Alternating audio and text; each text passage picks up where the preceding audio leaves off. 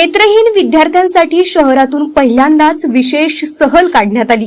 सहसा निसर्गाच्या विविध सौंदर्य स्थळांचा आनंद सामान्य लोक आपल्या डोळ्यांनी घेतात, मात्र या सहलीत सहभागी झालेल्या विद्यार्थ्यांनी निसर्ग सौंदर्य डोळ्यांनी न पाहता फक्त स्पर्शांच्या माध्यमातून अनुभवलं। ही सहल पोलीस नागरिक समन्वय समितीचे प्रधान समन्वयक भारत तथा केंद्रीय ग्रामसभा अध्यक्ष प्रवीणजी राऊत आणि अंध विद्यार्थी संघटनेच्या माध्यमातून आयोजित करण्यात आली होती। शहराच्या सीताबर्डी स्थित भगिनी मंडळ येथून या सहलीला सुरुवात करण्यात आली।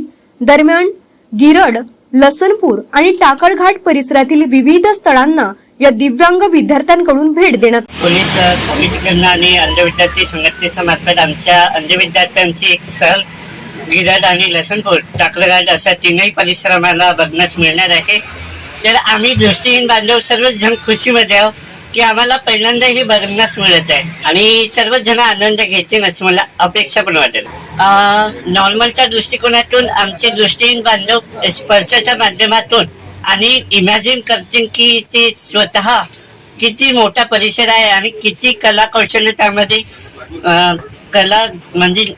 कला कौशल्य त्यांनी तयार केलेली असावी, ते आम्ही प्रत्यक्ष मनचक्षु जे आहे सर्वसामान्य नागरिकाचे सर्वसाधारण भौतिक डोळे, भौतिक चक्षु हे सक्रिय असतात, पण हे जे दिव्यांगी आहे, दिव्य आहे अंग ज्याचे, तर असे हे सगळे दिव्यांगी सोबती आहेत। यांचे भौतिक जरी डोळे कमी जास्त असले तरी मनाचे जे डोळे आहे आणि हृदयाचे जे डोळे आहे ते उघडे आहे आणि हृदयाच्या आणि मनाच्या डोळ्यांनी हे सगळं निसर्ग सौंदर्य, मंदिर, मस्जिद, संस्कृती, चाली रूढी, परंपरा हे दिपत असतात आणि यातनच काही लोक देशाचं आणि जगाचंही मार्गदर्शन करणारे निघू शकतात, अशी ही आमची टीम आहे।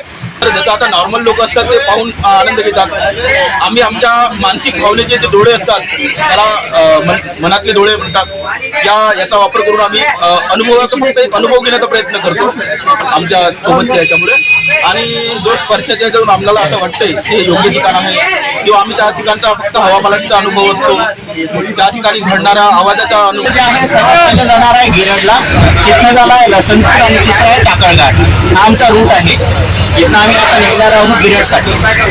एरवीचे बघणारे मुलं आहेत, जे नॉर्मल मुलं आहेत, त्यांच्या सहलीमध्ये आणि या नेत्रहीन मुलांच्या सहलीमध्ये किती फरक आहे? काय त्याच्यामध्ये जमीन आसमानचा फरक आहे। याच्यामध्ये जो थ्रिल येतो, माणसाला एक वेगळं स्फूर्ती असते की आपण या काहीतरी वेगळं काम करतो आणि चांगलं यांच्यासोबत टाइम स्पेंड करतो आहे। हा एक चांगला क्षण आहे आणि हा शैक्षणिक क्षण आपण घालवण्याचा प्रयत्न करतो। बघा, आज मोबाईल वापरतो, मोबाईलच्या दुनियामध्ये आपण प्रत्येक ठिकाणी कॅप्चर करण्याच्या हिशोबाने जातोय, पण आपण त्यांच्यासोबत गेल्यानंतर आपल्याला मोबाईल न जाता आपण त्याला त्या अनुभवाला कसं आस्वाद घेता येईल, म्हणजे तिथलं वातावरण कसं आहे, तिथला आवाज कुठले आहे, नदी नाल्याचे आवाज वगैरे ते सर्व आपल्याला तिथे ऐकायला भेटतील।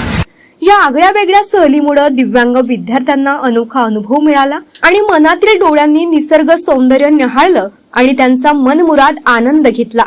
कॅमेरामॅन सचिन सह सनी भोंगाडे, शंखनाथ, न्यूज नागपूर।